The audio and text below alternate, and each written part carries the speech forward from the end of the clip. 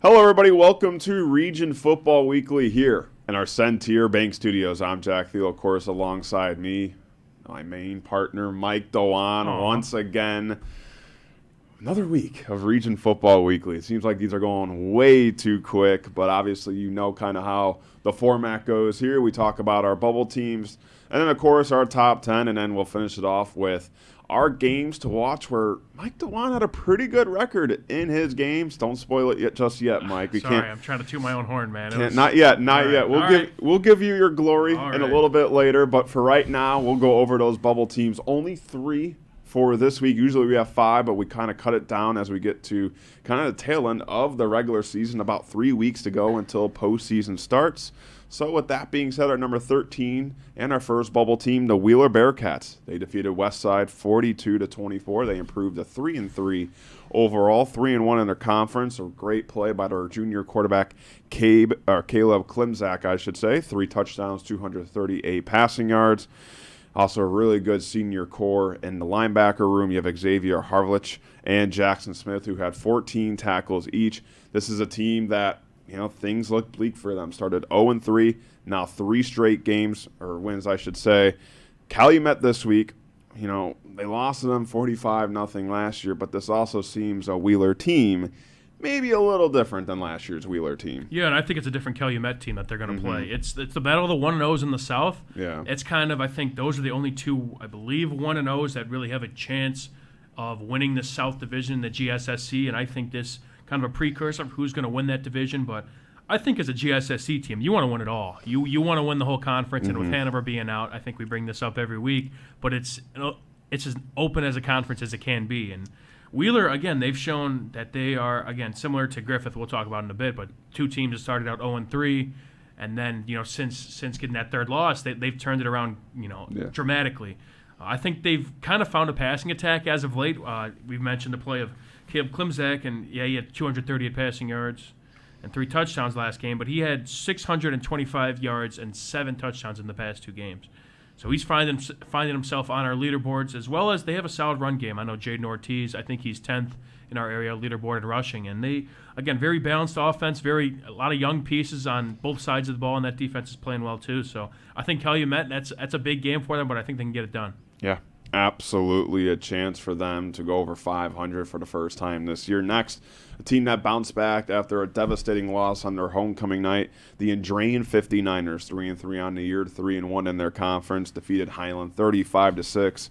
Scotty Ballantyne, he has been impressive, the senior quarterback. Against Highland, 230 passing yards and 3 touchdowns on the year. He's thrown 8 touchdowns and only 1 interception. But he also had 61 rushing yards and a touchdown on that game as well. He only had 84 rushing yards in those first 4 games, but in the last 2, 103. But they have a very tough test coming this week. Indianapolis Bishop Chartered, for them, their program is as good as it gets. When it comes to winning state championships. They've actually met Andrean 3 times in state. Andrean, they're looking for their first win against them. It's last time they played was 0-2, so definitely some time has passed. But at the same time, Andrean, this is a really tough test just because you're in, thick of conference play, trying to get to the postseason. And then you have to play this Indianapolis team that's 6-0, one of the better teams in Indiana. It's really a test for them because it's probably a lot different competition than they've been facing over the past couple of the weeks. Yeah, it's interesting because now with Hanover coming to the NCC, there's 7 teams in the conference. So when you get into conference play, if you do the math, there's going to be 3 conference games going on. 6 teams are playing, meaning there's an odd one out for the week. So Andrean, this is their week where they have to schedule a non-conference opponent while the other 6 teams are playing conference games. And Andrean says they're a 2A school, but they don't have a 2A schedule. They always find a way to schedule the toughest competition. They started out the year with Maryville, of course, the Battle of Broadway, and then Valparaiso in week 2. Unfortunately, lost both of those. And then now they have to go to Bishop Chatard, which is obviously one of the best 3A programs in the state. Won state last year in their respective division, and they have a little bit of history. It's going to be a tough game for Andrean, but it's kind of a little bit of a rivalry between the best 2, some of the best 2 programs in the state in their respective class. And Andrean's trying to get that first win under their belt. It's crazy how they've met 3 times and all been, in the biggest stage of them all. But it's an uphill climb for Andrean. If they were not to come out successful in this game, you can't dock them because, they're going out of their way to travel to Indy, Chatard and play a very talented program instead of staying up here and maybe playing a lesser competition. So props to them, and we'll see what they do, but it's all in the arm and legs now of Scotty Ballantyne. So we'll see how he performs, and maybe they can lead him to a big upset win and give him Chatard's first blemish of the year. Yeah. So. For the region, one thing is very interesting is that they schedule, when they have to schedule those non-conference opponents, they're tough games. Like, it's not no pushover team that you see in college where they play like an FCS school, kind of like a tune-up game. We've seen Morton schedule, Penn. We saw Hammond Central, Pioneer, and as well Chula Vista East Lake last week, which we'll talk about more. And then right here, obviously, Andrean playing Indianapolis Bishop Chatard. So, you kind of have 3 examples right there of schools scheduling some very hard non-conference games. Now, it is important to win your conference. So you, in my opinion, what coaches or athletic directors see from this standpoint is these games really prepare them for those conference games. That's true. It's not a blemish on their conference record. It's a blemish on their overall record. And in the state of Indiana, obviously, everybody makes the playoffs. So it's not like you need to win a certain amount of games.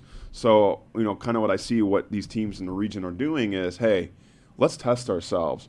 What are our limits? What can we do against a team that's probably, better than most of the teams that we'd play in our schedule? For Andrean, Indianapolis, Bishop Chatard is, if they were in, the same, conference that they're in, that'd probably be the best team in that conference. Yeah. So for them to, give themselves that test and really prepare themselves for the tail end of the regular season and get into that sectional play, I think it's smart scheduling. And, we'll see how it goes, obviously, with Andrean's season. But, some of the teams in our top 10, they've done a really good job scheduling these non-conference games that are really tough opponents but are also fun to watch. Again, it's props to Andrean, too. They always say, they're the, you see of Morton and Hammond Central, who have a small conference and have to kind of make up for those lost games, but they're 5A schools. Andrean's 2A. Now, we know they play better than a 2A school, a typical 2A school would, but still, it takes a lot to kind of course, make the drive down there. Yeah, absolutely. Looking far beyond your horizons to make a far trip, going to Chatard, one of the best programs in the state, and playing them. So that's props to them, and we'll see what they do down there. Now we go to our final bubble team not too far from here, the Griffith Panthers. Another win for them. They're 3-3 on the year, 2-0 in the conference. They defeated East Chicago 58-12, and man, that junior running back Jackson Lawson keeps his impressive season going. 189 rushing yards and 4 touchdowns. Like we said, this was a team that started 0-3. Now they're in 3-3. Only one senior on the team. They have Westside next. Only met 3 times. It's the first time since 2018. But Mike Dewan, Phil Mason has something cooking in Griffith. I mean, the job he's done with only one senior, he has really set themselves up for, what is an impressive, end to this year if they can keep this up, but also setting up a lot of hype and a lot of potential going into next year with how well this team has played, considering they're, at the moment, only losing one player due to just graduating high school. And you think of that, this is a team who has really found something the last 3 games. They've clicked. Maybe the first 3 they were trying to figure things out. New coach, new system. A lot of kids, like we said, you don't have that senior leadership. So you have to find your leaders, and that takes a couple of games. But here you go. You've got your leaders. You got Colton Strezzo. You've got Jackson Lawson. 2 guys who have really just elevated this team and have really set themselves up, like I said, not only for this year, but for next year's season as well. And who knows, with a win against Westside, they could be very much in our top 10 for the first time all year. Yeah, they control their fate really now in that division and in the conference. There, I think, the only undefeated team in the conference with a 2-0 record, and they've turned it around pretty quickly. I know they picked the right coach, obviously, with how historic he is and iconic in the area with what he's done with other programs, and they're going to be of course they're already a very solid team, especially given their conference and what they've done in it so far, but it's very exciting and promising to see what they could do next year. Again, only losing one guy. You have these playmakers that are juniors that are getting this experience and leadership experience that they're gaining all right now, you mature them by a year, physically, mentally, they're going to be a very solid team come next year. And I'll say this, we know how the transfer portal is in high school football now. Look, Phil Mason is a well-respected coach in Northwest Indiana. Everybody knows who he is. People start to talk about this Griffith team, the coach Phil Mason is. You might have a couple of kids not from Griffith come and want to play for this program. It's a very interesting topic. I feel like as long ago as 2020, my senior year, I feel like the transfer portal really wasn't that big of a thing in Northwest Indiana. We saw a lot of, at least kind of an RN going to Illinois maybe to play for a little bit bigger schools, but jumping from Northwest Indiana school to another is a little bit kind of new, I'd say, and it's definitely something worth talking about, especially in terms of growing your team. And who knows? Phil Mason said that if Griffith plays well, it's just great for region football. Absolutely, it's one of those programs where everyone's going to jump on board, and everything is. It's just it makes Northwest Indiana football great when they're doing well. And if you want to be a part of that, come join our program, especially seeing with the team makeup we're going to have next year as well as what's going on this year. So. Yeah, no matter what the hype is around Griffith football, they still have amazing fans, and they come out every night. So, sure. Whether they're 10-0 or 0-10, that place is still going to be packed. So the fact that they have a lot of buzz and potential at the end of this year going into next year, I can imagine how much, hype and how much, Griffith, residents are going to be showing up to games on Friday nights. It's exciting to see kind of all this rebuilding process really unfold in front of our eyes. Of course, when you have a lead man like Coach Mason, it's kind of expected. But it's still, seeing kind of a rags to riches type story kind of unfold in our eyes is the beauty of sports and just football alone. So yeah, absolutely. Well, we're going to take a break, and right after our break, we're going to do our top 10 rankings as you're watching Region Football Weekly here on the Region Sports Network, the only game in town. Update your kitchen or bathroom with Von Tobel. Get 20% off select cabinets now through October 28th. Von Tobel has cabinets and vanities in a range of styles and colors, plus built-in storage, countertops, and flooring. Our designers will help you find the perfect selections for your style and budget. Scan to visit VonTobels.com today to book your free consultation at one of our 4 Indiana showrooms. Von Tobel, building better together. When life takes you places and you can't get to the store, shop online with Strack and Van Til To Go. Our to-go service is easy to use, and it can save you time and money. Once your order is in, our own Strack and Van Til team preps your order with care. For delivery or pickup, enjoy the convenience of letting our to-go team shop for you. Enjoy your special moments. Sign up online today at shop.strackandvantil.com. Hi, I'm Crowell Company's Lantern Man. I'll cover your motorcycle. I'll be with you on the water. I'll be with you on the snow. I'll cover your insurance needs wherever you go. I'll be at Crowell Agency from 9 a.m. to 9 p.m. As Crowell Company's Lantern Man, I'm your insurance superhero. Crowell Companies, the insurance professionals in Highland, Maryville, and Michigan City.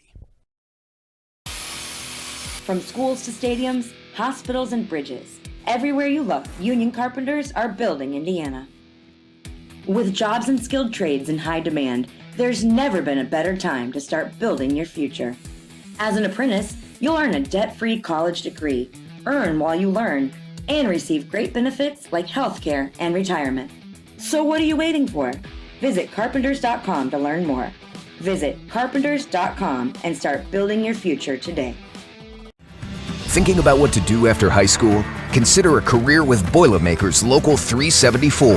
As a Boilermaker apprentice, you'll earn while you learn. We offer excellent wages and benefits, and as part of our no-cost hands-on apprenticeship program, you'll learn from the best in state-of-the-art training centers and on the job. Become a Union Boilermaker and get on your way to a great career. Find out more, visit www.local374.org or call 219-845-1000.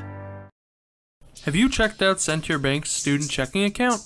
This no-fee checking account is perfect for students and teens ages 14 to 24 and comes with all the features you need to succeed, such as a debit card, digital banking, and automatic deposit. Center Bank can help you start establishing good spending habits today for your better tomorrow. For more information, visit Centier.com/student-checking or visit your local branch. If you are under the age of 18, your parent or guardian must also sign on the Centier student checking account. At the age of 25, your account will automatically convert to the Centier checking account. You must deposit $25 to open this account. This account is not eligible for overdraft advantage. Member FDIC. Welcome back to Region Football Weekly in our Centier Bank Studios. I'm Jack Thiel. Alongside me is a very curious Mike Dewan. Mike, what do you got in your hand right there, Dude, man? I got some tapes. I think this is one of the heaviest things. Oh, man, this is... What do we got? Clark High School 7, Whiting 6, November 2nd. What year? 1973. That's before. Wow. That's before we even thought of, man. Look at this, everybody. That's the beauty right this there. Is something else. Then we got some VHSs here. We got Whiting Gavitt, Whiting 24, Gavitt 3, 95. Still before we were even really thought of, man. It's crazy. This is all. Look at this. You got tape. Look at that. Claude Martinez. That's some here film, passing. right? I mean, Got this film. This is film we got Wow. right here, guys. This shows how much we have in our collection, and we want you guys to help us remember the region.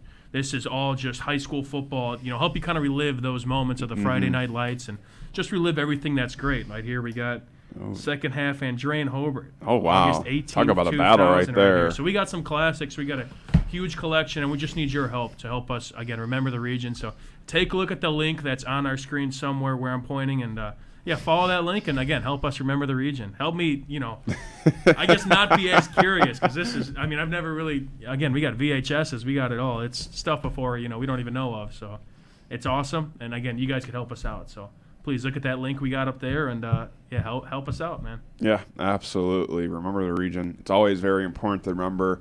Now going to our number 10 team, who probably does not want to remember their Friday night last week, is the Lake Central Indians, 3-3. 2-2 in the DAC. Lost to Michigan City 27-24. Lost on an inch. Lost on a buzzer-beating touchdown. Tyler Bush was the man who ran it. And we'll talk a little bit more about this game, but the great news for Lake Central was Xavier Williams is back. He was out since week 2, but comes back with 156 rushing yards and a touchdown. That included a 72-yard rushing touchdown that tied the game at 21 late in that fourth quarter. And then James Graham III, he had 2 first-quarter receiving touchdowns. One was a bomb, and another one was a quick slant to him. Next week, or I should say this week, at Chesterton. Haven't beat them since 2016. And for Lake Central, if you know their football history well, the 3-game stretch at the end of the year has been very brutal to the tribe. Which you're asking, why is this 3-game stretch brutal? Well, it's Chesterton, Maryville, and Valpo. They've had this 3-game stretch for the course of years. And going even back just to last year, they were 3-1 at DAC.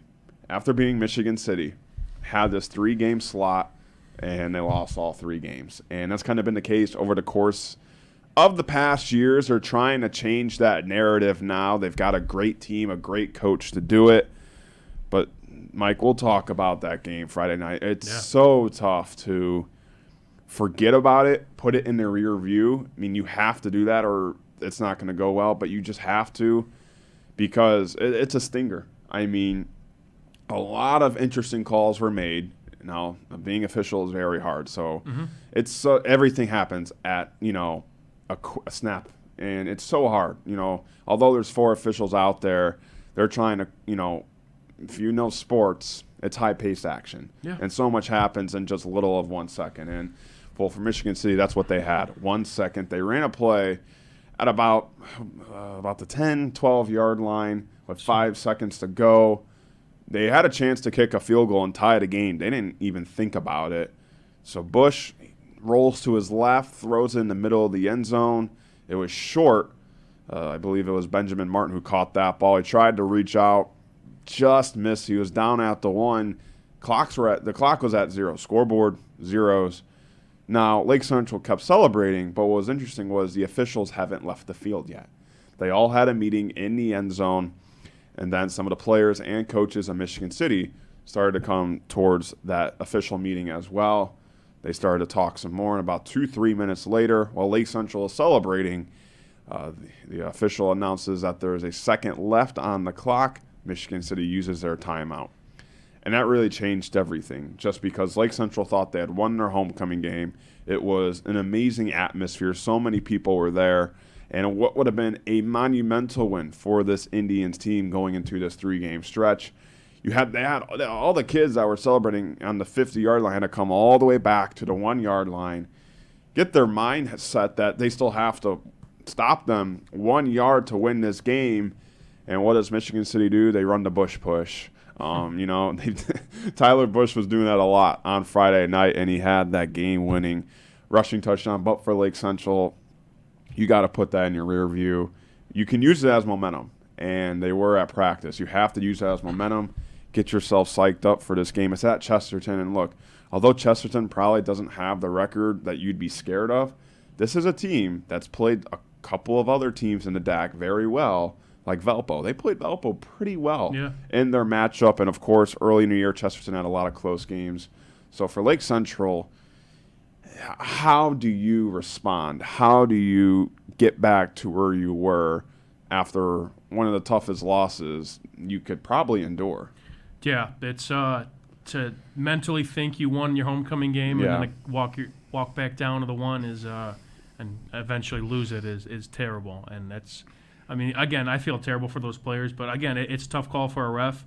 We kind of replayed that plenty of times in our broadcast, it's and so hard. It's a tough call. It's tough. It's a very tough call. I don't really know where I side with that. I don't think we can pick a side, being honest, but you got to flush it. You got to have the mind of a goldfish, like you were saying. Cross that off our bingo cards for the week. But it's again, you got to flush it as LC, and you got to move on to a tough Chesterton team that has gotten your number for almost a decade now. They're a little beat up from what I remember. They've gone through some injuries. Starting quarterback to start the year is out. Right. So it's again, but you still got to go to a hostile environment, and that thought probably still is going to be lingering in your head. That 4-2 sounds a lot better than 3-3, and it's tough. It's a tough break for LC, and part of me really wants to kind of get hopefully they get back on track. Just flush it, fight. You can't. You got to erase that from your memory completely, and it sucks the way it turned out, but. That's the beauty about football, man. Yeah, you think about the saying, woulda, coulda, shoulda, and that's the case here. Could have been 4-2 and 3-1 in the DAC. They'd be in second place in the DAC, and they would have had the opportunity to really race for that second place just because they had the two opponents ahead of their schedule who are going to fight for that second place spot at Maryville and Valpo. So for Lake Central, they're a good team. And for them to bounce back will be very interesting. And what was also cool is we had the opportunity this week on Talking with the Tribe to talk to the old linemen. We gave them some love. The big boys, big boys some love, who are blocking for Chase Kwiatkowski and Xavier Williams. Here's this week's edition of Talking with the Tribe.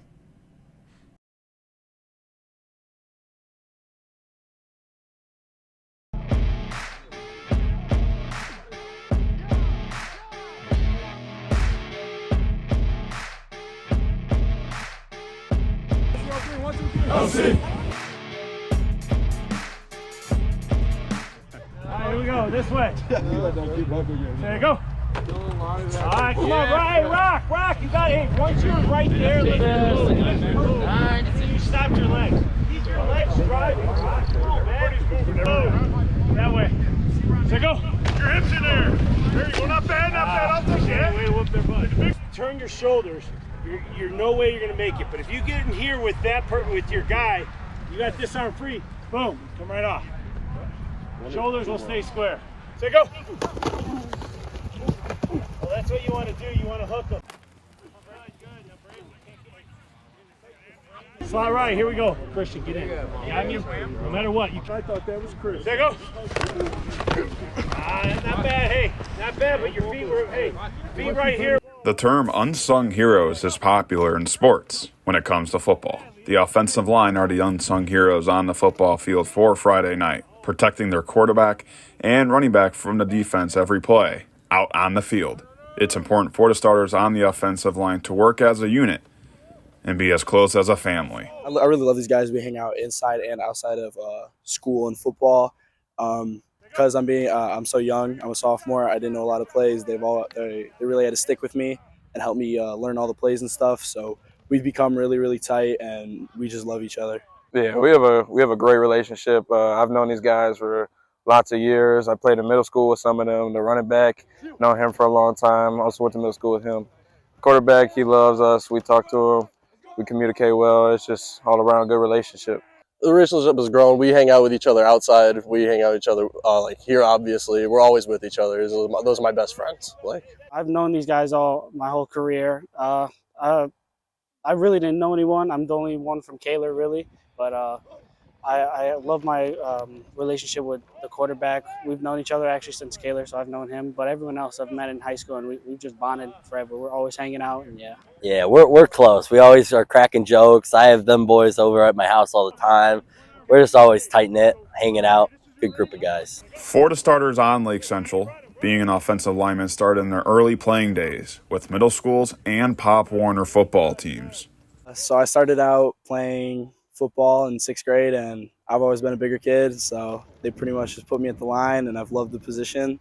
So I just stayed at it my entire career pretty much. That first thought came when I was playing on Tri-Town Raiders. I played O-line ever since I was in kindergarten, and going up through middle school, I still was an O-lineman, so that's where I get it from. probably around like 8th grade. I started out as like a linebacker type. I was probably like 5'8" in 6th, and so I grew like probably like 4 inches, and then they made me play offensive line. Well, I first started playing with the Tri-Town Raiders, played O-line there. But freshman year, I wanted to play bad on Thursdays, so I played center. And then from there on out, that's when I started preparing myself to get stronger, especially sophomore year. I've always been a bigger guy, so like starting with Crown Point Junior Bulldogs, I always knew I was made for the O-line. My dad was a lineman, so just kind of born into it, I guess. There's a lot of preparation that goes into Friday nights for offensive linemen.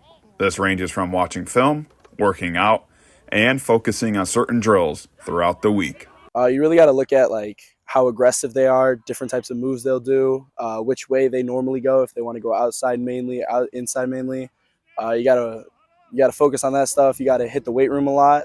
Monday through Wednesday, we're going hard in the weight room, in film room, and in practice. And then Thursday, usually it's a rest day. I look for a technique, where they line up, formations, any type of moves that the D linemen do. I look for all that stuff so I can prepare myself to, kind of maneuver around that. When I do run block is where I do the best. I get my hands inside, I get a good push. What I look for is like if they're stunting, how they line up, what they're going to be in, how their linebackers fill the gaps, and just overall how physical they are.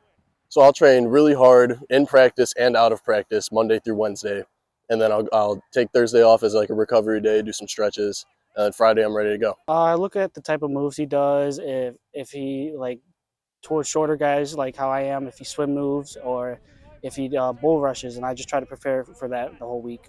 I like to watch the guy for film in front of me, and then also I just try to train really hard. I try to prepare myself because I respect every person I go against, and I just try to train as hard as I can for the whole week. Yeah, always. That's the main goal when you're watching film. You want to know what he's doing to be able to counteract that and beat him. I'm always looking at the guy who's in front of me, seeing what kind of moves he likes to make. Does he like to spin? Does he like to push-pull? I got to know what I'm fighting, basically. When it's game time, the offensive line needs to be on the same page to be successful.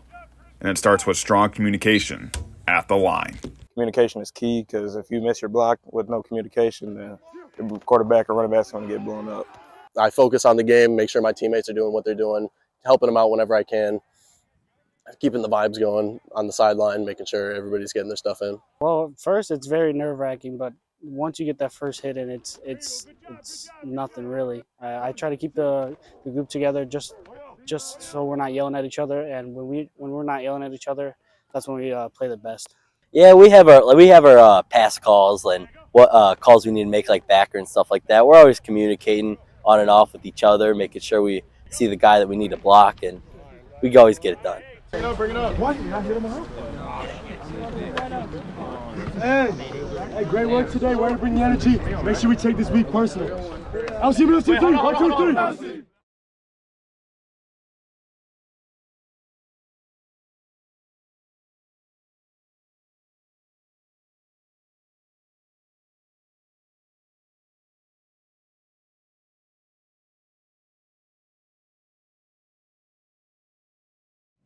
back here on Region Football Weekly. Hope you enjoyed that edition of Talking with the Tribe. You can view it separately on YouTube and Facebook at a later time. Once again, cool to see the offensive line get some love. It's the one, unsung heroes of football. Always. The O-linemen always blocking. And it's really awesome. What I took away from those interviews was the relationships they have with one another and the relationships they have with their quarterback and their running back. So it's really one family out there. I mean, you're protecting your quarterback. You're protecting your running back. I mean, you see it in the NFL when someone, takes a late hit on one of your players. The first guys there to kind of, say something are the O-linemen. Yep. They're kind of the guys that are going to be there for you when you need them. And I thought that we really gained a lot of great insight from those 5 starting O-linemen from the Lake Central Indians. Now time for our number 9 team, the Boone Grove Wolves, 4-2. They bounce back against River Forest, beating them 28-6. Now sole possession of first place in the North. The run game was dominant for once, I guess more than the pass game, I should say. But Roland, the junior quarterback, 115 passing yards, 74 rushing yards, and 3 total touchdowns. He threw to 7 different receivers. Mark Roland is also number 5 in the whole state of Indiana in passing yards. How about that? You got it all the way in Little Boone Grove. And number awesome. 5 in the state of Indiana in passing. Chris Gonzalez, we talked about that rushing attack. He had 107 rushing yards. Next at Whiting. Whiting has won the last 3 meetings. I have a feeling, though, Boone Grove is going to be feeling a lot better than those previous meetings with Whiting, just because this is a good Boone Grove team and better in the past years. Yeah, Boone Grove, I think they had 2 wins last year, so they're already doubling that. And they're, again, I think it's credit to the offense. Of course, number 5, the 5th guy in the state for passing yards is incredible. And, of course, you want to credit Roland, but you also got to credit, the OC, a little bit receivers for catching those passes. The O-line, of course, we're going to keep talking about, but keeping them clean. And it's interesting to see how their run game kind of came about this week. We really expected that their passing game, like weeks ago, he's going to throw it. He's going to throw to Torbson and the Noonan twins and whoever could reel in a pass. And it was the run game this week from Roland and, of course, Gonzalez. And it's, again, they're a very solid offense, and they control their destiny again in the North. Of course, they want to win the whole conference, and I think they're behind Griffith in that category in terms of the overall conference record. But, again, they're a team to look out for. There's still a couple weeks left, and they got some solid matchups. I think some favorable matchups coming up, and I think they could really make some more noise. Yeah, and now time for our number 18, the Morton Governors. Now they won via forfeit last week over Bowman, so now they're 3-3 on the year. Hammond Central this week, I think that's going to be an exciting matchup. It's really the biggest Battle of Hammond game up to date. I mean, Morton, obviously, they're good. It's a top 10 RSN matchup as well. One of 3. Yeah, you've got Morton, who, started the year hot, had a couple of losses, but now bounced their way back. And, of course, Hammond Central, we talk about the Sean Woods. They are trying to bounce back as well. So 2 teams in Hammond who have really been making some noise. And you mentioned it, the Battle of Hammond. And I think this one's going to be one exciting game. Yeah, to put it lightly, they met twice last year. Those are the first 2 meetings between the 2 programs in this kind of newest rendition of the Battle of Hammond. Now that Hammond Central is a thing, and it's not Gavitt or Clark, but there's a lot of talent on both sides of the ball. And last year it was interesting because Morton, I think they had 1 win last year, and Central was very solid, but the games were pretty close. I think the first meeting Central had got the better of them, but then the second meeting it was a 1-point Central victory in the first round of sectionals. So I bet there's a lot of bad blood, I guess, going off of that game, getting sent home by your city mate. And these are 2 of probably the youngest, but honestly most talented teams in terms of their junior and sophomore production. And there's going to be a lot of talent both ways, and I don't know who's going to – it's tough to pick a winner in terms of who's going to win this Battle of Hammond, but it's going to be a great contest, and I'm excited for it. Yeah, absolutely. And they're going to play our number 7 team like we just talked about. Hammond Central Wolves coming in at number 7, 4-2 on the year. They lost to the team all the way from California, Chula Vista Eastlake, 27-21. Deshaun Woods, he had a great game, 124 total yards and 3 touchdowns, but that was a season low in yards. And really outside of the quarterback, no one really had more than 33 total yards. So, trying to find that balance. Hammond Central had trouble with that. Talked about it. Morton, 2-0 in all-time meetings. Of course, both of those were last year. But for Hammond Central, I kind of, foreshadowed this was that Highland game where it went to overtime and Deshaun Woods in terms of rushing yards, had his lowest game of the year. And I said, did maybe someone figure out something about Deshaun Woods? No one else has. Go to Pioneer. They stopped him as well. You go to Chula Vista East Lake. They did a pretty good job stopping him as well. Now, look, Deshaun Woods is one of the best running backs in the region. He's so talented, and this kid's got a bright future in football. I'm just also interested in, is there something in the film teams have seen? And I'll be curious how Morton does, just due to the fact that it seems like the last 3 games, Deshaun Woods hasn't had those explosive 250-yard games like we were accustomed to, the first couple of weeks of the season. I mean, he's going to get his. As absolutely, they say. yeah. He's going to probably have over 100 total yards. He'll probably find the end zone once or twice. But defenses have been able to live with that. Central needs to find another weapon, I think, for him. I think Davian Terry, who was kind of the second running back who had a couple good weeks this year, but he's gone a little bit quiet, and I think they just need – you got to take the load off of Deshaun. Yeah. I think he could only do so much. Granted, I mean, he's a very talented player. He arguably, won them that game against Highland, even though, again, Highland did their best job against them up to that point. But I think there has to be kind of somebody else to kind of take the load off. And, once you see him on the field, you're following him. He's circled. You know he's getting the ball. And you kind of have to have some sort of deception into that. You have to find another weapon, maybe on the outside as a receiver or another running back to kind of throw into the mix. But I don't know. I think they got to switch things up a bit. I think Morton's definitely going to have him circled on their film, and I don't know. Again, Morton, we'll talk about that whole game later, but it's going to be an interesting game. I definitely want to see how Central bounces back and hopefully utilizes some other weapons in their system. Yeah, I think you bring up a great point that there's a lot of pressure on his shoulders. And when you look at film, what are you seeing on the team other than Deshaun Woods on offense? Who else is doing the job? Who else is making those plays? And if it's only just Deshaun Woods, like you said, he's circled. You have 2 guys on him nonstop. You probably have a linebacker designated just for Deshaun Woods. So for Hammond Central, they got to find another weapon. Football is a team sport. Not one guy can do it all, even how special and how talented he is. And that's going to be the adjustment they have to make going forward. And in the Battle of Hammond, you mentioned, I'm sure, Morton, they've heard all the hype. They've heard all the talk.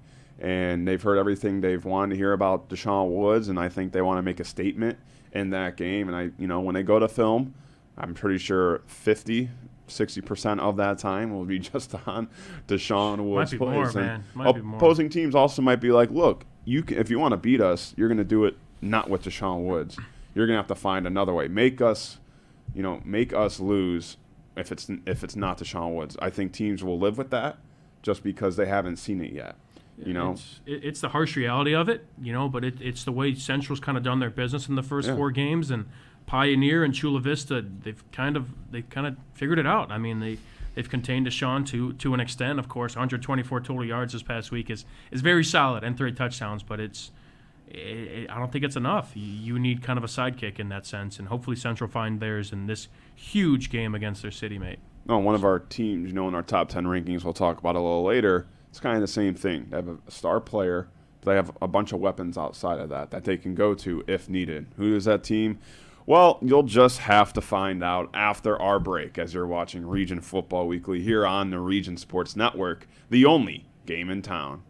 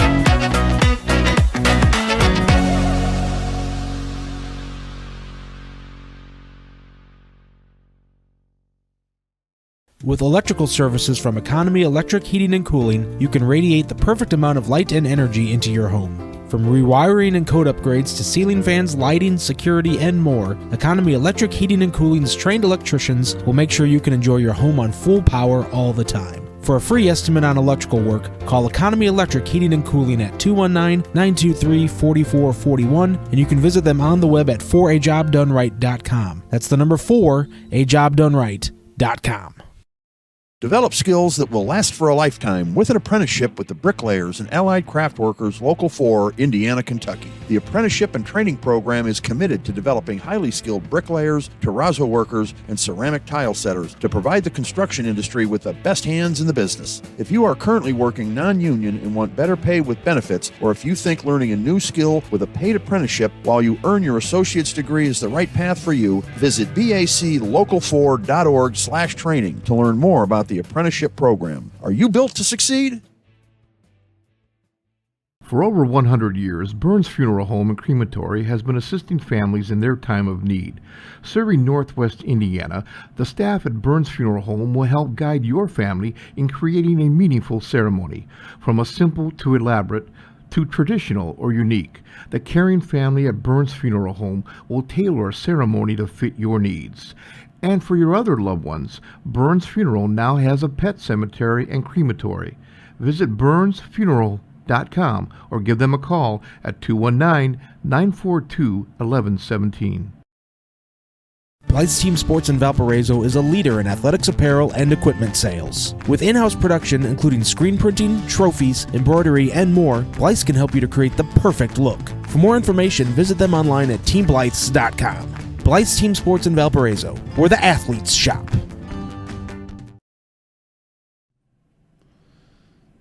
Back here on Region Football Weekly in our Centier Bank studios, we've gone over a couple of our top 10 teams. Now it's time for number 6, and they were very close of not even being in our top 10 last week, but hey, they went on the road and got themselves a huge conference dub, the Michigan City Wolves.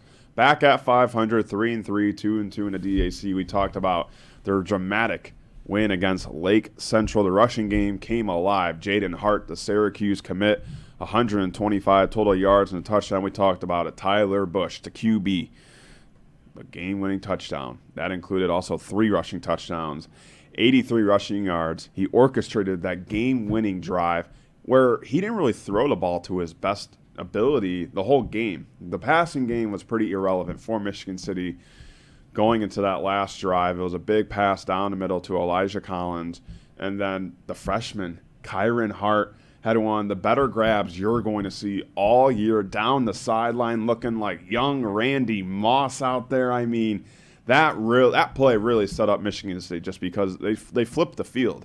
You know, they went to about, I believe, their own 35 to the Lake Central 25. That was just a huge play to 6'2 freshman. They got Portage, a great chance for them to string a couple of wins. They won their last meeting against the Indians 35-12. They haven't lost to them since 2014. You know, for Michigan City, we had our concerns because they lost those two in a row against Maryville and Valpo. But a win like that against Lake Central could really uplift this Michigan City team to finish out strong. Yeah, you and I were kind of talking about it. That offense was very stagnant. Mm-hmm. I think they went a game and I think three quarters. quarters. Yeah, I think three they didn't quarters. score in that first quarter, I believe. They didn't score in the first. They didn't score at all against Maryville, and I think they scored in the second quarter against Valparaiso.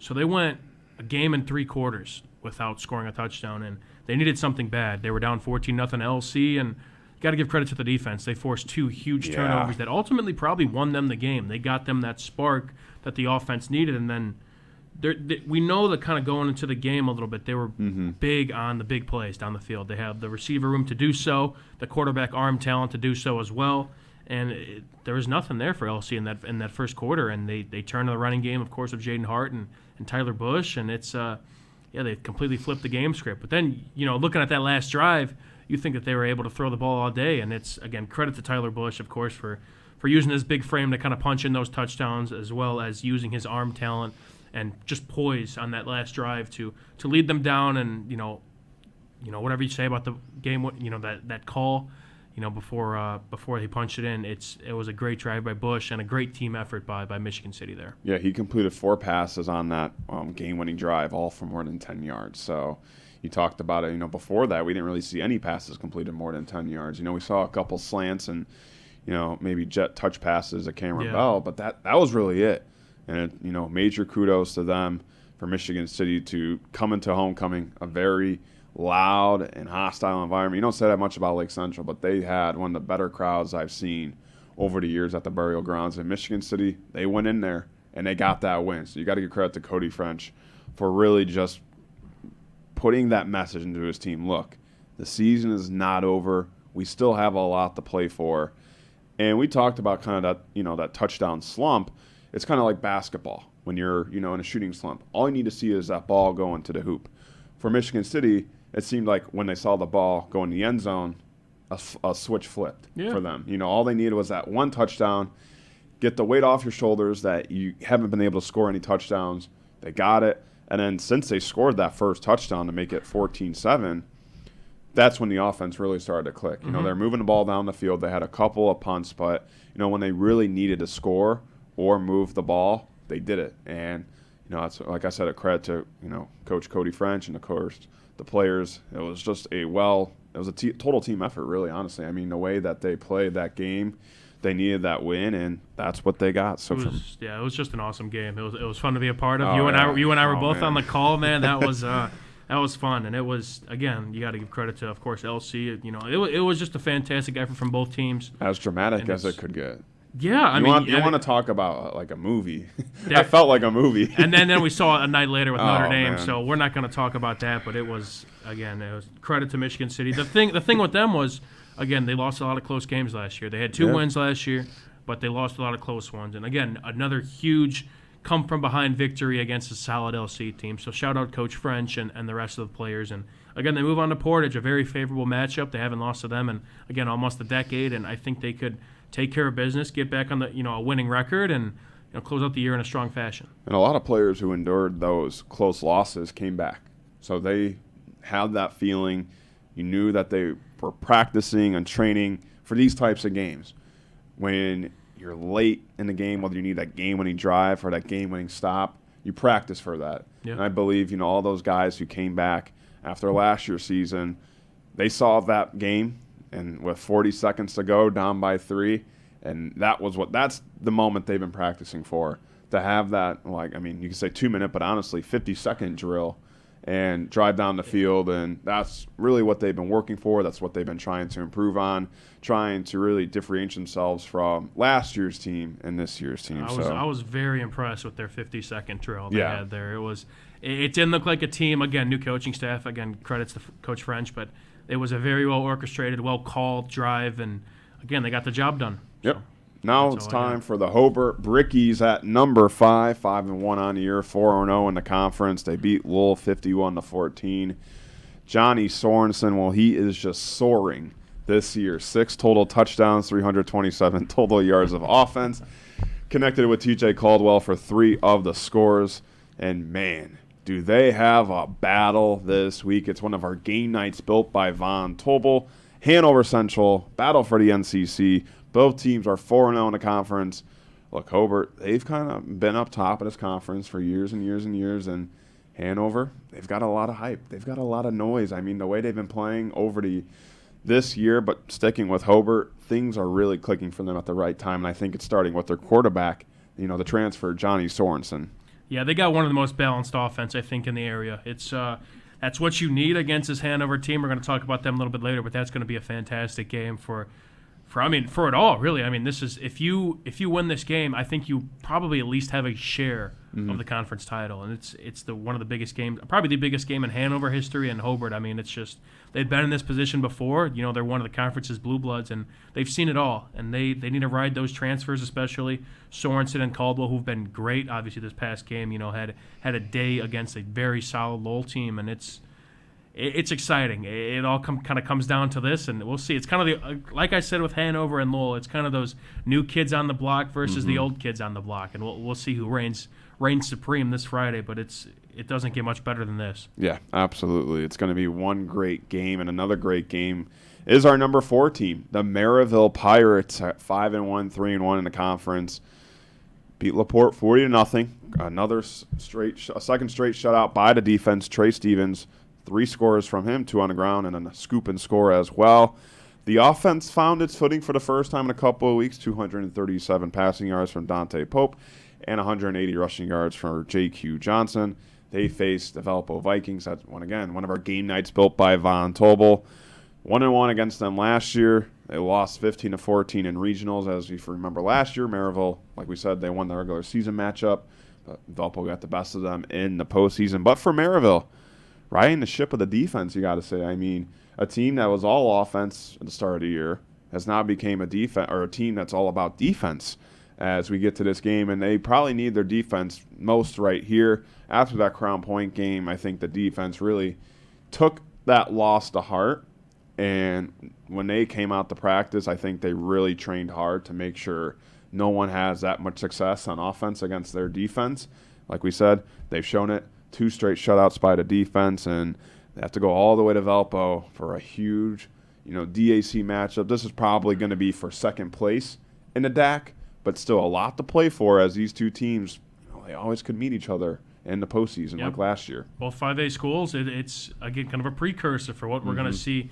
I think they would, all things considered, everything goes well, best case scenario, they could meet in regionals again. So it's kind of a playoff game disguised in Week 7. So it's, again, Maryville, I think that defense has given up 7 points in the past 3 weeks. They are probably the best as they come in terms of that unit. And, again, Trey Stevens was kind of the talk of going into this year, what his status would be on the team. And he's back. He returned to Crown Point, and he's been sensational. He's returned to his all-state self that he was last year, and expect another all-state nod from him again. He's kind of one of the leaders of that defense, along with, a couple commits, D1 commits, Terrell Elmore, Roshan McGee, some next-level talent all around the board, and they're a solid unit, and they're kind of the X factor. They got to really hold their own against a strong Valpo offense that I know was hungry, and I know they're going to be, again, it's a great match, again, with so much next-level talent on both sides, and we'll see.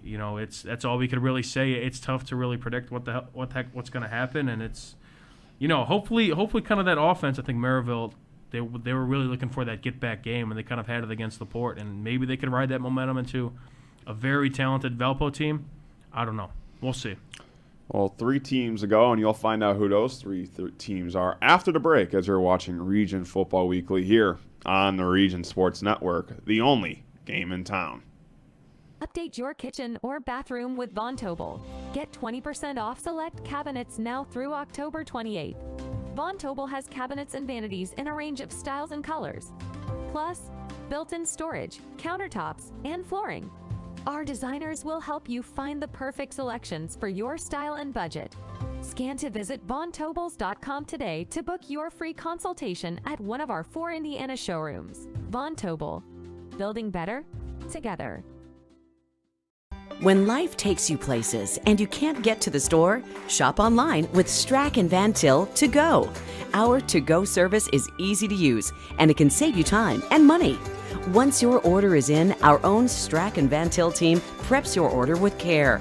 For delivery or pickup, enjoy the convenience of letting our to-go team shop for you. Enjoy your special moments. Sign up online today at shop.strackandvantil.com. Hi, I'm Crowell Company's Lantern Man. I'll cover your motorcycle. I'll be with you on the water. I'll be with you on the snow. I'll cover your insurance needs wherever you go. I'll be at Crowell Agency from 9 a.m. to 9 p.m. As Crowell Company's Lantern Man, I'm your insurance superhero. Crowell Companies, the insurance professionals in Highland, Maryville, and Michigan City. From schools to stadiums, hospitals, and bridges, everywhere you look, union carpenters are building Indiana. With jobs and skilled trades in high demand, there's never been a better time to start building your future. As an apprentice, you'll earn a debt-free college degree, earn while you learn, and receive great benefits like healthcare and retirement. So what are you waiting for? Visit carpenters.com to learn more. Visit carpenters.com and start building your future today.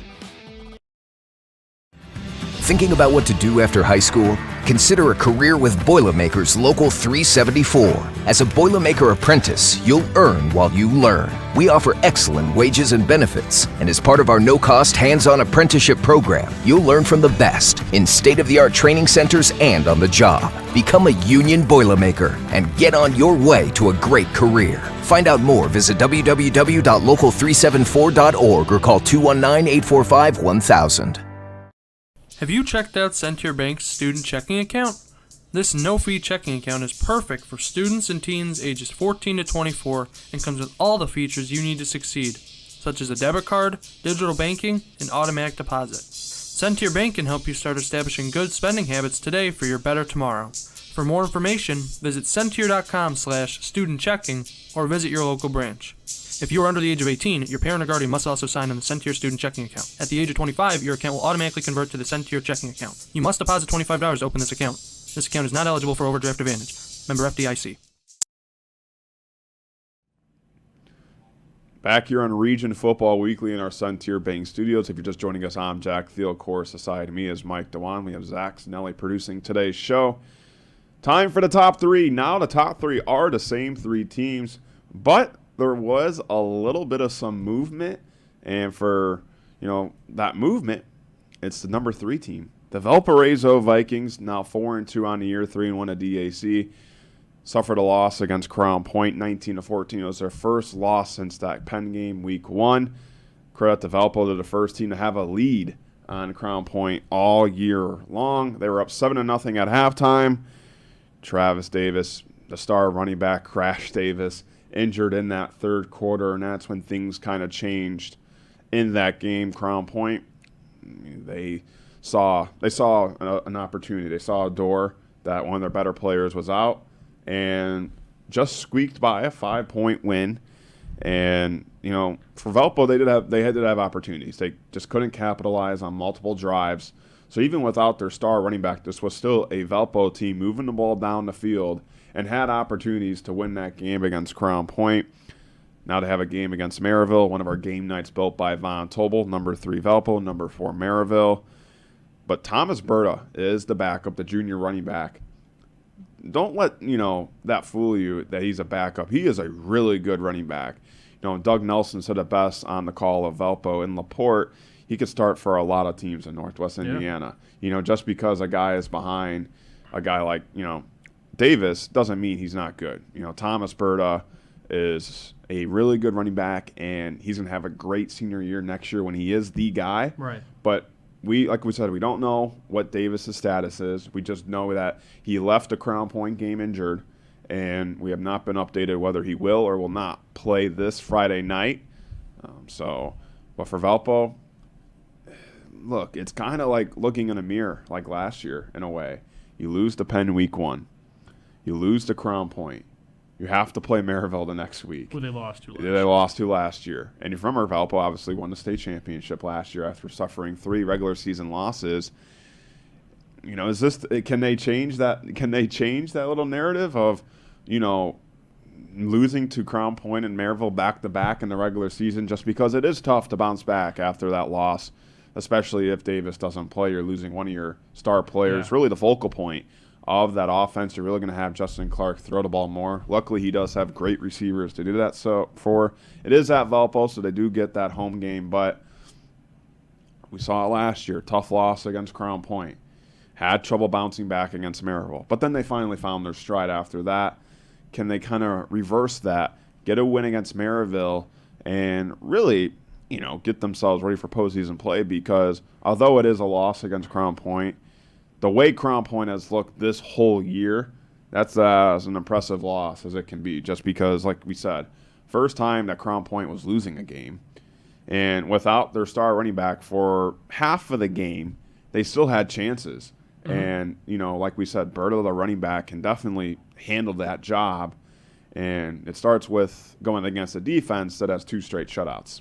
Yeah, one could ask how different the Crown Point game would have been if Davis stays healthy. That's a big what if. Credit to Crown Point for coming out of halftime and putting up 19 straight before Valpo scored late in the game and made it a little bit interesting. But it's got to bounce back. With history the way it's going right now, Valpo looks to be on pace for another state championship, but we can't look too far ahead. And I think you got to want this game if you're Valpo. Yeah. Screw that, doing the same thing as they did last year. They got to win this one. I believe it's homecoming as well. There you go. It's a great game to have. It's going to be a fantastic game. I think the big X factor, we'll talk about it a little later, but if Davis doesn't play, you have a very solid backup behind a very solid O-line, probably one of the best O-lines in the area, let alone state, I'd say. So it's, I think it's a very due bounce-back game. It's great being at home. I'd definitely rather be at home than and playing at Maryville's Field, and it's we'll see. That's all we. I think the status of Davis is definitely in question. You got to kind of have that somebody else step up. Davis has really been the bell cow for Valpo, and you got to have that guy step up. And I think Berta's kind of the guy to do that. And also, this is kind of the last true test for Valpo in the regular season. They've kind of got rid of that gauntlet in the DAC. They've already faced Crown Point. They've already faced Michigan City, and of course, they're facing Maryville this week. And their probably toughest test left is Lake Central. Yeah. Maybe you save Davis for the postseason just because, well, you got to make sure your team's at 100% for postseason or the healthiest you can make it get. So, that could be a question, One thing to note, too, with 5A, with how small the sectionals are, you do get a week off. So, you never know, but we can cross that bridge when we get there. Yeah, absolutely. But again, they got some solid backups that, if he does not play, I think they'll be okay. And I think a lot of people are going to start to notice how great of a running back Thomas Berta is. Yeah. In his moment to shine. So we'll see how that one goes. Once again, one of our game nights built by Von Tobel, number 3 Valpo, number 4 Maryville. Now time for our number 2 team. Man, they are making their way up to our number 1 spot slowly and slowly and slowly, but they're getting closer and closer and closer. Hanover Central, the Wildcats. 6-0 on the year, 4-0 in the conference. They just do what they've been doing all year long. Another dominant win. Why stop now, man?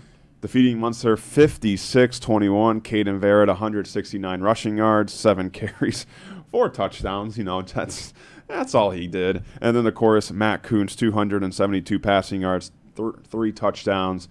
He was 6 of 18 on completions. We talked about it. One of our game nights built by Von Tobel. Number 5 Hobart will go to Hanover Central. It's homecoming night for the Wildcats as well. Winner is first in the NCC. It's the first meeting ever between the Brickies and the Wildcats. Now, a question we had about Crown Point this whole time was how are they going to look when they're tested? Well, they were tested and it worked out for them. Hanover Central, they really haven't been tested. I think the only time they really were was against Hammond Morton. Yeah. That one game, and they still won that by more than 1 score. By 10. So now you have Hobart. This is definitely the best team on their schedule. I think so. Got TJ Caldwell, Johnny Sorensen. They got 2 quarterbacks who are electric on the football field. This is going to be something. I'm really excited for this game. This is going to be a packed house, Hanover Central with all the hype, and how the Hobart fans travel. Man, they love their football team. So I'm excited to see this one. This is really, we talked about Crown Point and Valpo being like the clash of the Titans. I think this is the same case here. You got a Hanover Central team who has just dominated their way. I believe, and I could be wrong here, they're averaging about 48 points a game. Sounds about and right. only giving up 12 points a game. So you talk about score differential. Hanover Central is your best friend right there. What's it going to take, I would say, for Hanover Central, just because you're not tested in a close game? You've only been in blowouts. How do you attack this game knowing probably this is going to be a grind? It's really going to be a battle out there on the gridiron Friday night. You just got to keep doing what you're doing. I mean, you don't really shy away from what you've been doing so far. Why stop now? Again, that offense is phenomenal. What they did against Munster was very clinical. Caden Verrett, again, only a junior. 7 carries. Again, that's with all those stats that he had, 169 rushing yards, 4 touchdowns on 7 carries. I mean, it's, I think you start with him, and then Matt Kuntz has been one of the best quarterbacks, I'd say, in the area, at least the conference, with 2 out of 18 passes, 2 of them hit the ground.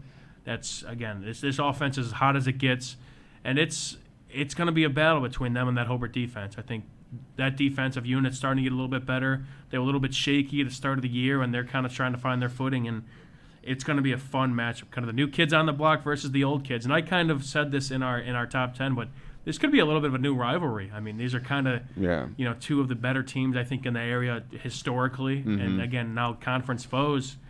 this could be the first chapter of a great matchup and meetings for years to come. And this isn't the first time Hanover Central's really been this dominant. I mean, over the course of the past years, they've been this good. Oh, yeah. You know, since I believe, in the past 3-4 years, they're, I believe, top 10 in the state of Indiana in records. Yeah. So, for Hanover Central, this isn't new to them. But what might be new is the buzz they're generating just because they changed conferences, facing tougher opponents. It's all about getting your head in the game. And for Hanover Central, it's going to be key for them to block out that noise. Like we said, it's homecoming. It's going to be packed. The visiting fans are going to pack that stadium as well. You mentioned it. Winner is first in the NCC and probably the winner of the NCC. I mean, at least a share. At least a share unless some huge upset happens. Right. So, it all matters what happens on the football field. But, we talked about Lake Central last week. All the outside noise, all the outside distraction that you have. You have, obviously, your Spirit Weeks, your Powder Puff games, your dance on Saturday night. And, the football players kind of can get consumed by that. And it's really hard to keep your focus on the game. I mean, you mentioned it on the broadcast, your time playing with the Munster Mustangs and how different it was playing on homecoming week compared to just a regular week. We kind of mentioned that not just for Hanover, but a lot of other teams in, high school football period, just because homecoming week is the biggest week in high school football. I'd say so. And now for Hanover Central, it's also their biggest game of the regular season. So definitely going to be interesting if they can just focus on the game and try to kind of block out that outside noise. A lot of pressure, man. A lot of pressure. I don't think anyone's really had them in this spot. Yeah. I mean, again, we know how good of a football team they are, but going into this conference, it's not the easiest conference in the world. I'm not sure. Where did they? Do you remember where you had them start in the top 10 I early in the year? believe- Were they like number 7 around there? I want to say 6-4. Okay, I wanna that's say. where they So, started? I think so. And the making unblemished a- record. I wouldn't say they were the early season favorite. I think Hobart was ranked a little bit above Yeah. them, but now here we are. So we'll see. We'll see who the favorite is now. But it's, again, credit to Hanover, all they've done so far. And again, silence the doubters again. I don't think maybe no one's had them in this spot, but I don't think anybody had them winning the NCC, or at least a share. So go out and do business. That's really all we could say. Number 5, Hobart. Number 2, Hanover Central, one of our game nights built by Von Tobel. Of course, you can view all our game nights built by Von Tobel on our website, regionsports.com, our Facebook and YouTube page. Now time for the number 1 team. I don't think it's going to come to a shock to many people, but the Bulldogs are still barking at number 1, 6-0, 4-0 in the conference. I like that. Well, we talked about that game against Valpo. Close one, 19-14, really the first time they've been tested. Lake Central is really the only team to really give them much of a fight going into that matchup. Definitely was like a 12-round boxing match. Yeah. Between really two great football teams. They were trailing 7-0 at half. And they only had really less than 30 offensive yards at halftime. But what do you do when you're struggling? You give the ball to your playmakers. Starts with the junior running back, Larry Ellison. He had all 3 touchdowns, 2 on the ground and 1 through the air. And for Crown Point, Craig Bazia, the head coach, I mean, things are just rolling for them. 15 straight regular season wins, 11 straight DAC wins. They have a very favorable matchup at home against LaPorte. They've won the last 2 meetings. They beat them 51-10 last year. Well, for Crown Point, it seems like A, they're going to remain undefeated. B, they'll probably stay number 1. And C, we talked about a team, kind of like Hammond Central, who has that 1-star player. And when things aren't, you got to take some pressure off. You got to find somewhere else. And that's what Crown Point can do. You have the running back in Ellison. You have the quarterback in Noah Ehrlich and his receiver in Delich. I mean, that's like the 3-headed monster, those 3 guys. And, of course, Nixoli, another guy you have as well. I believe Jacob Jones is another receiver on that team. Transfer. So you have, honestly, it's like a 5-headed monster. And you got the O-line, too. There's some All-State talent on there. And you got the Clark brothers on the defense. So they're so well-rounded. It's you try to find an answer for this Bulldog team, but you can't because how well-versed they are, how talented they are.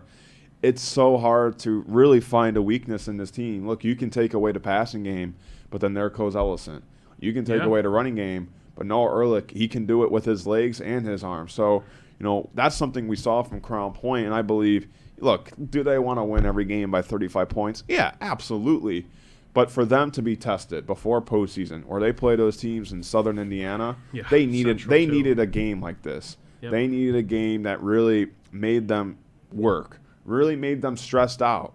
because they really had to work through those adjustments. You know, what do you do when you're down 7-0, 10-0, 14-0? You respond and you play Crown Point football, and that's what they did. So for them to obviously get that win, they look to be on their way to a DAC title again, and to really battle and find the answers to the questions that, you know, those questions that they had at halftime, to find those answers, I think really elevated them to another step. Yeah, I'm with you, man. I think I want to know what was said in that halftime locker room. Oh, I don't know if we could keep it on the air, but it worked. Yeah. It worked. That's all we could really say, going down 7-0 to a great Valpo team and not really doing anything offensively. We got to give credit to the defense. I think Valpo had a lot of success in the first half, had a lot of drives in enemy territory, and CP defense, bend, don't break. That's really, it didn't give up many points, and it's, you know, they got the job done in the second half. Credit to the coaching. I think Coach Buzia got recognized by the Indianapolis Colts. He did. Jim Irsay, yes. Colts owner. He was, I believe, the NFL / Indianapolis Colts Coach of the Week. Yeah. So pretty high praise to get, you know, a special shout out on Twitter from the Colts, you know, owner. And rightfully so. I mean, again, you talk about the streaks they have, the players they have, and it all starts up there at the top. And you got to give credit to Coach Buzz and, again, his coaching staff and the players that kind of make things happen. So credit to them. And, again, Laporte, very favorable, and I think they're coasting their way to another DAC title. And we'll see when Week 10 hits, when the full new season starts up. So you talked about what was said probably at halftime. Honestly, a part of me thinks that Coach Craig Buzia didn't say much. It was more of the players, because of how many leaders are on that team. You know, when we had the opportunity to talk to Buzia and Noah Ehrlich after that Lake Central win, especially Noah Ehrlich, I mean, the kid's poised. Yeah. He's a junior only, but he's a leader. And you have other guys, seniors, especially on the defensive end, who are leaders. So for a head coach, yeah, you probably are saying some things, but I think it's more of the players that are standing up, looking at everybody in the locker room and telling them what to do. And that's really what's going to lead a team like Crown Point to a state championship, is that you have players that can say what your coach is going to say. You know, your player, you know, as a coach, you want your players to step up and to, whatever it's calling someone out for doing something, or whether it's congratulating someone or giving them, you know, their flowers, you know, and it's just holding each and every one accountable. And that's what a good football team does. They have teammates who respect one another and hold each other accountable. And I think that's what Crown Point does, and I think that's what they did Friday night at halftime. I think they went in that locker room, obviously upset, and some of the leaders on that team, they said, look, guys, we're good. We're better than this. This is not the Crown Point way. We need to go out there and play our brand of football.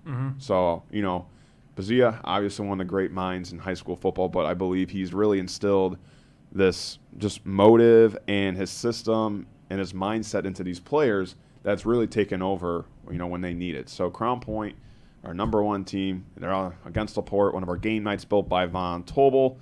That should be an interesting one as Crown Point looks to stay undefeated, get their 16th straight regular season win, and, of course, their 12th straight DAC win. We're going to take a break here on Region Football Weekly, and after the break, we're going to go over our games to discuss and talk about Mike DeWan's big week last week as you're watching Region Football Weekly here on the Region Sports Network, the only game in town.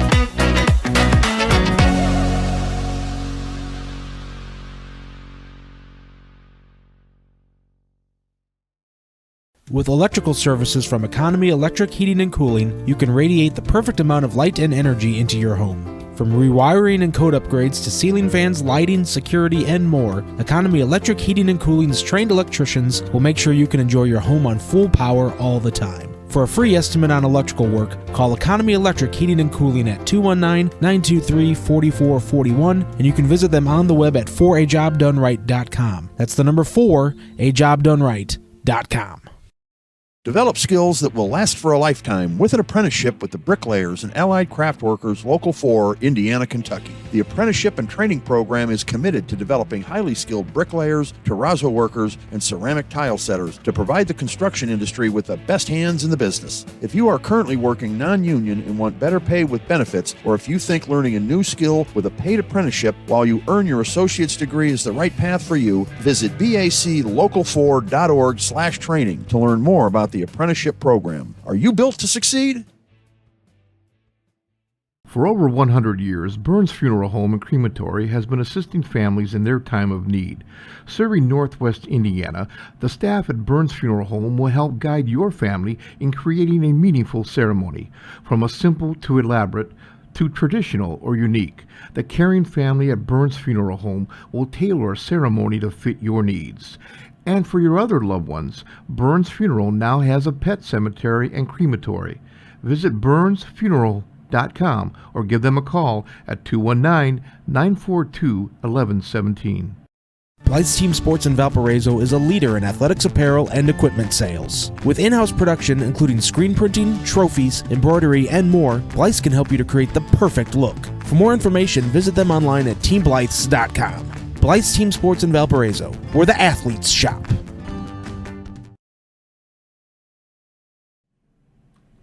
Here on Region Football Weekly in our Centier Bank Studios. If you're just joining us, we went over our bubble teams and our top 10. Now it's time for the fun part of this. I mean, the show was fun overall, but this is where it gets really fun.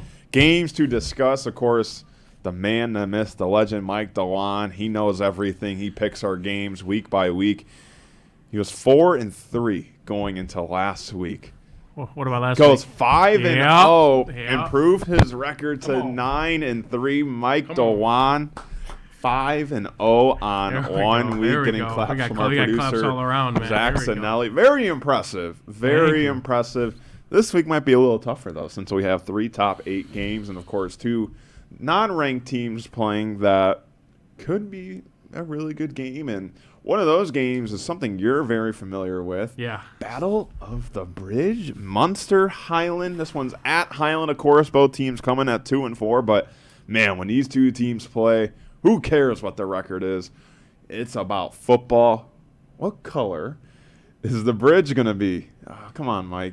God, I hope it's red, man. That's I'm sorry. This I think this is probably the best. I'm going to say right now, this is the best rivalry in the area. Okay. I think You've played in it, so tell us about that rivalry. It's one of those where it makes or break your high school career. Okay. And I'm fortunate enough to face both sides of it. Probably my biggest regret playing is not beating Highland all 4 years. Oh, man. I was on the last team. I was on the team that gave up the Bridge Trophy to Highland, and it's one of the worst, I think, memories I could ever have, man. Mm-hmm. It's one of those rivalries where everyone's so bought into it. Especially, I got to give credit to Highland. I think no matter what they, if they beat Munster the past 10 years or lost the past 10, they are playing with a chip on their shoulder, and that's why they've had success over the past few years. Again, credit to Coach Pete Koulianos, who has yet to lose to Munster since he took over in 2018. It's been their rivalry ever since, but I think Munster wins it back. And again, leave some comments down below. What are leaving the Munster red on it? I He's wearing blue, but he's going with red. I want to see. I think this is the top rivalry in the area, but I want to see kind of what else you guys think in the comments. Yeah, let us know. But I think it's absolutely. up there with the Whiting, Clark, Lowell, Crown Point. I think this is at least What's the score? top 3. What's your score here? I'm not giving. I'll say. I'll say Munster by 3. I'll say Munster by 3. Again, very talented Highland team. I think Munster again. I think it's their homecoming. I think Munster's actually at home. Again, another homecoming thing to kind of, you got to kind of, tune out all the festivities, and it's a big game, of course, rivalry week, and you got the dance on Saturday, and it's all fun week, but it comes down to business in the Battle of the Bridge, and I think Munster brings it back home, so we'll see. Highland at Munster. Great rivalry, though. It doesn't get much better Battle than that, I think. of the Bridge. Of course, our executive producer, Chris Ramirez, has a lot of fond memories. Yeah, of those we've two talked players. about that. He's a former Mustang. himself. He lives in Highland now, so he's kind of his daughter. I think he said his daughter. Yeah, went his to daughter Highland, went to Highland High School, so kind of he's on both sides. Yeah, no, as a Mustang and a Trojan. We've talked about this rivalry a couple times, and he was there at that 2018 game, and that was just. Of course, Jay Simmons, another Of Highland course, native. it's very it's a great rivalry. Again, no matter what, the hatred is real. I think, and it's it's on both sides, man. It's you can't go this week without talking about the Battle of the Bridge, and I think it was something we had to talk about. And it's, again, no matter what the score is, it's going to be a great slugfest, I think. So Mike Dewan, he takes his old team, the Munster Mustangs. I'll be a homer. Highland at Munster, like Dewan said, if you want to tell us who you think is going to win, score predictions, be sure to do that in the comments, not just for Highland at Munster, but for the rest of our games that we're going to discuss. And the next one is a DAC matchup, number 10 Lake Central at Chesterton. Both teams, well, I guess, are trying to kind of, get something going here at the end of the year. For Lake Central, obviously that tough pill to swallow against Michigan City. Good news is Xavier Williams was back, plans to play again this week, obviously, for Chesterton. Some injuries, especially in that quarterback room. They're going to really have to find an answer, but, give, your flowers to Chesterton. They have really kept a lot of games close that maybe people thought they wouldn't have been close in. Mm-hmm. They are a very tough team. If you're going to beat Chesterton, you really have to work for it. Yeah. And for Lake Central, all the way to Chesterton, that's a decent bit of a drive, about 40, 45 minutes. So a little bit of a long bus ride for the Indians. But like we said, they were motivated at practice this past week, kind of playing with that chip on their shoulder as well. But for Lake Central, this would be their worst case scenario going to the Michigan City game, is to lose that game and to lose to Chesterton, because you go to 3-4 and it gets dark with from there, Valpo and Maryville. Instead, if I know hypothetically, I'm not, if they beat Michigan City, they're 4-2, and then let's say they beat Chesterton, that's 5-2. So, a lot of things could have been different for the Indians, and it's important for them to not let things get too bad for them, in St. John, Indiana. But like I said, Chesterton, very tough team. What do we got, Mike? I think LC. I think they're going to travel and bounce back. I'm going to take them by 3. I expect Xavier Williams. They kind of took the rust off him last week. I'm expecting him to get 25, 30 carries. I think he's back to kind of mid-season form. He's kind of, he was a little bit arrested, a little bit, but he got back to it. We kind of saw flashes of that old self on his 72-yard touchdown run against Michigan City, and I think he's going to have a great day. And I think give me the Tribe. I think they go into hostile territory. I think they kind of bounce back, ride that angry momentum that they got from last week, and I think they get the job done in Chesterton. Yeah, before that 72-yard touchdown run by Xavier Williams, he really didn't have a big run. They're about 6-7 yards. Still great runs, but, we've seen Xavier Williams over the past, this year and last year, have those 60, 70, 80-yard touchdown runs. And like we said, we saw it against Michigan City, so maybe that's the touchdown he needed to really, break off the rust. Obviously, coming off an injury, things are different, kind of getting to that game tempo. There's nothing like it. You can practice as hard as you want. You can train as hard as you want, but there's nothing like that game atmosphere and being on the football field. So Mike Dewan picks the Lake Central Indians to bounce back, so both of your picks are rivals against each other. Munster and Lake Central, rivalry there, but trying to have two teams both winning by 3. That's very specific and it's a big rivalry week, man. We go into this next game. Number 3, the Battle of Hammond. Number 8, Morton. Number 7, Hammond Central. We talked about Deshaun Woods on Hammond Central. Kind of, still playing great, but maybe Hammond Central needs to find another player on that team to make some plays for them. For Morton, coming off a forfeited win, so didn't really get to play. Kind of like a bye week for them in a way.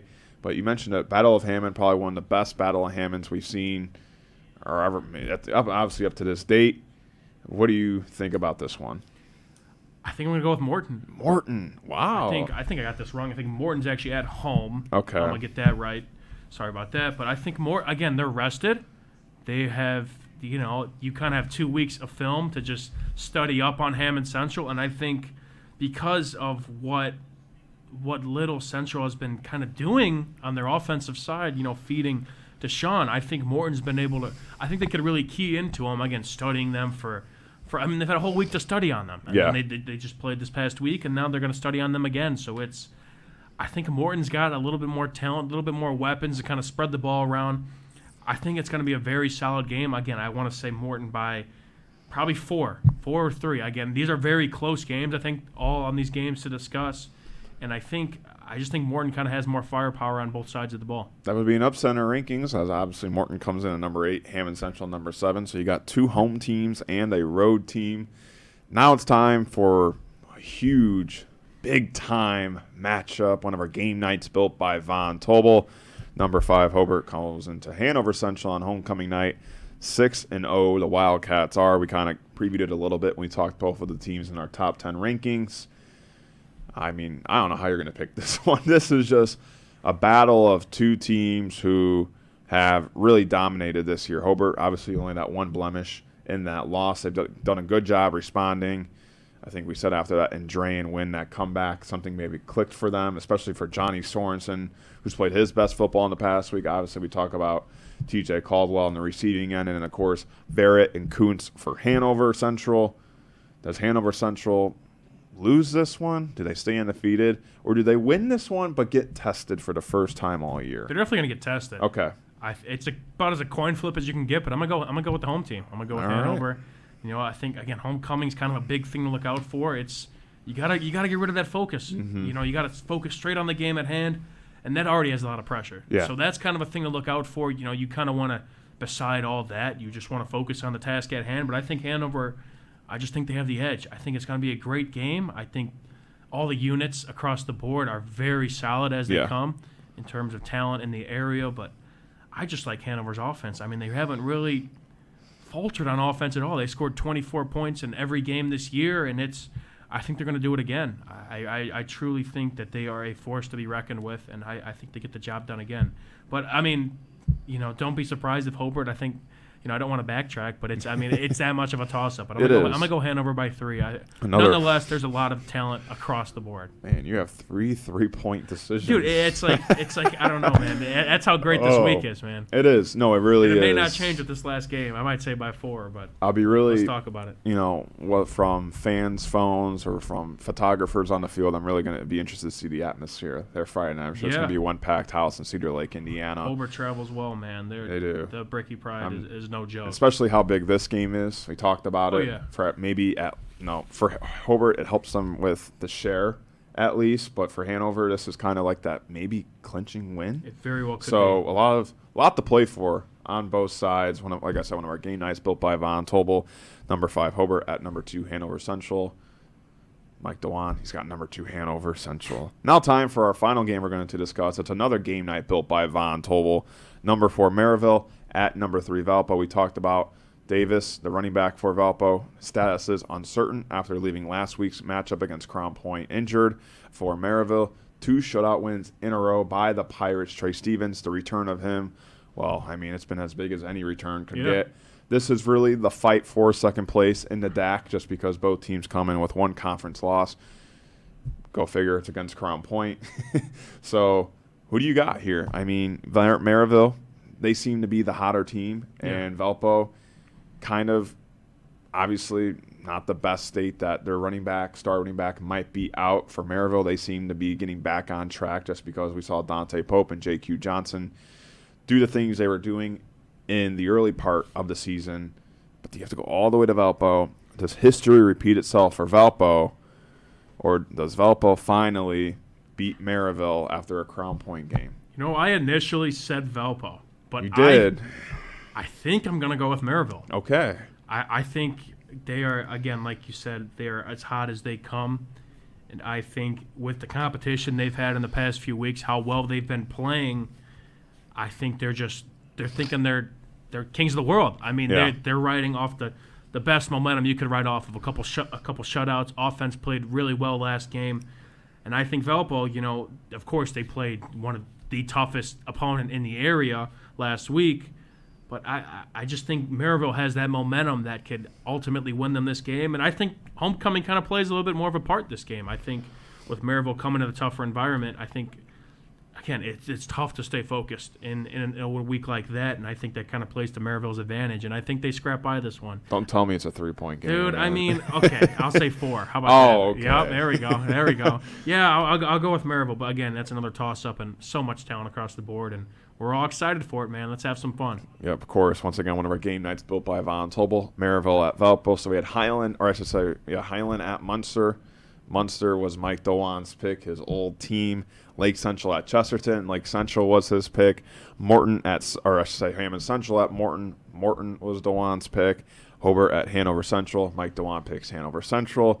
And for Maryville at Valpo, Maryville he picks. We have three game nights built by Von Tobel. It's going to be LaPorte at number 1 Crown Point, number 5 Hobart at number 2 Hanover Central, and number 4 Maryville at number 3 Valpo. Mike, any final words before we conclude this week's edition of Region Football Weekly? I'm gonna say it again. Oh, he's pulling it out again. Here we go. Remember the region, guys. Check out that link we had earlier. And again, let's have another fun week. A lot of great matchups again, rivalry week, and it's again, I'm happy to be a part of it all, and it's been fun so far. And let's keep it going, man. Let's have some fun. Of course, a big thank you to our executive producer, Chris Ramirez, our operations manager, Rich Castillo, our coordinating producer, Claude Martinez, our producer for today's show, Zach Zanelli. Of course, a big thank you to Mike Dewan, always sitting beside me and talking some high school football. But for Jack Thiel, we hope you all have a safe night as we are here in our Centier Bank studios, and you're watching Region Football Weekly here on the Region Sports Network, the only game in town.